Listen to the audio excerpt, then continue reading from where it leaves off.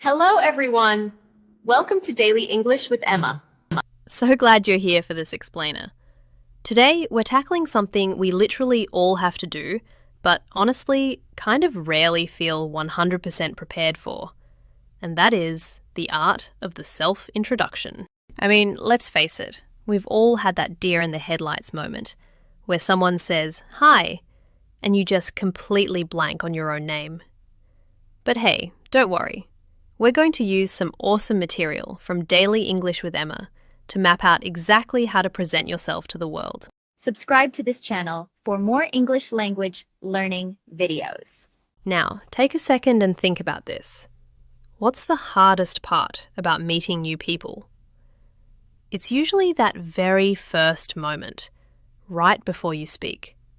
That tiny moment of anxiety where you're hoping the right words come out and that you sound confident, friendly, and interesting. But what if I told you there's actually a simple framework that makes self-introductions easy, organized, and surprisingly effective every single time? So here's what we're covering today.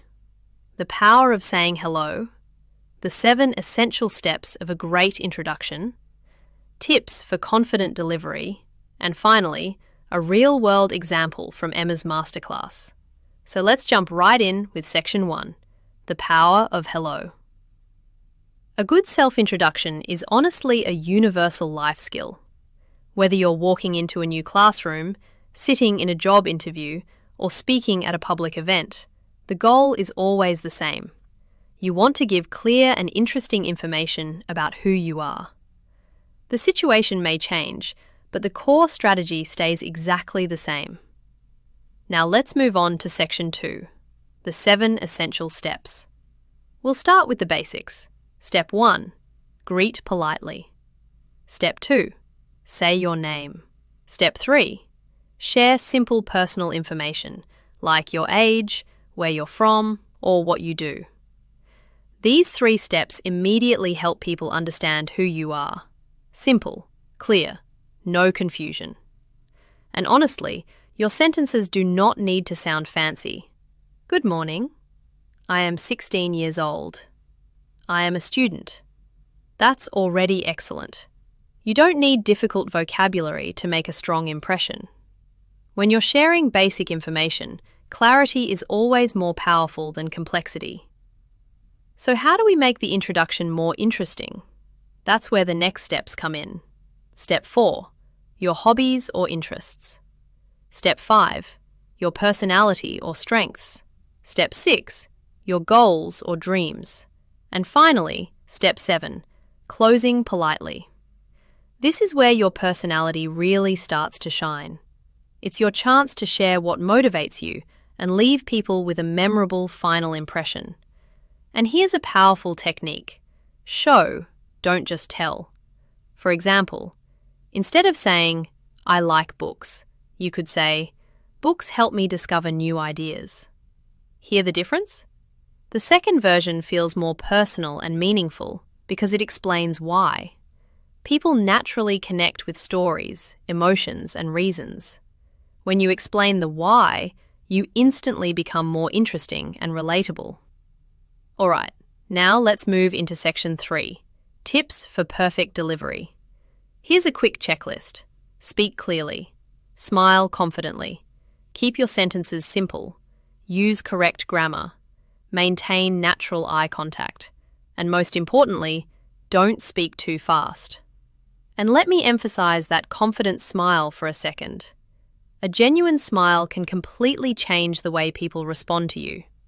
Even simple sentences sound warmer and more engaging when they're delivered with positive energy.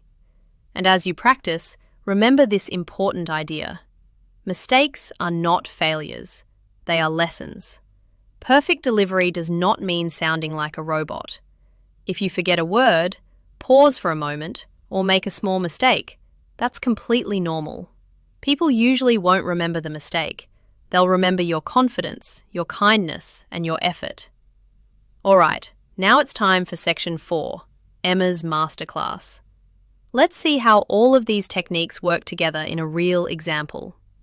Listen carefully to how Sarah begins her introduction here. Good morning, everyone. It is a great pleasure to stand before you today and introduce myself. I am Sarah, a friendly, hardworking, and positive person who loves learning new things every day. I strongly believe that life becomes more meaningful when we continue to grow, explore new opportunities, and help the people around us. One of my favorite hobbies is reading, because books help me discover new ideas and expand my knowledge. I also enjoy listening to music, watching educational videos, and spending quality time with my family and friends. In my free time, I like practicing my English speaking skills and learning about different cultures and traditions from around the world. I always try to stay confident and motivated, even when I face challenges in life. I believe that mistakes are not failures. They are valuable lessons that help us become stronger, wiser, and more experienced. My goal is to improve myself step by step and achieve success through dedication, patience, and hard work. Thank you all very much for listening to my introduction. It was wonderful sharing a little about myself with you. I hope we can learn, grow, and succeed together. Thank you. I mean, what a fantastic smooth start. She nails step 1 with the polite greeting, step 2 with her name, and then basic jumps right into step 5 by listing those positive personality traits right away. Now, what's really interesting about this approach is the sheer efficiency of her words. Sarah combines her greeting, her name, and her positive traits into one totally seamless opening. She doesn't waste a single second. That kind of immediate positivity just sets this incredibly welcoming tone for the rest of her intro. Next, she moves to step 4, the hobbies. She says, "One of my favourite hobbies is reading, because books help me discover new ideas and expand my knowledge. I also enjoy listening to music, practicing my English speaking skills, and learning about different cultures." I absolutely love this part. Notice how she doesn't just read off a boring grocery list of activities. She explains exactly why she likes them. Expanding on the why, like telling us that reading helps her discover new ideas, completely elevates her introduction. It gives us a real window into her mind and proves that she values growth and learning. Then she makes this beautiful transition to her dreams for step 6. My goal is to improve myself step by step and achieve success through dedication, patience, and hard work. Wow, you can literally hear the immense motivation radiating from that statement. A strong statement of goals like this sets such a determined, forward-looking tone. You know, when you're brave enough to share your dreams with an audience, it naturally makes the listener want to root for your success. They instantly become psychologically invested in you as a person. It's a really powerful tool. And finally, we reach step 7, the closing. Emma wraps up with, "Thank you all very much for listening to my introduction. It was wonderful sharing a little about myself with you. I hope we can learn, grow, and succeed together. Thank you." She just brings that entire 7-step framework to a polite and incredibly confident finish. And this brilliantly illustrates how a great closing does way more than just end a speech. It perfectly invites future connection. By saying, "I hope we can learn, grow, and succeed together," she's making her audience feel included. She makes them feel valued. She leaves them with this really nice, lingering feeling of collaboration. So I want to leave you with a bit of a challenge. You now have the full 7-step formula to craft the perfect introduction. But beyond the mechanics of it, just remember this. Your introduction is literally the very first chapter of your story in someone else's mind. So what's the one word you want them to remember after you say hello?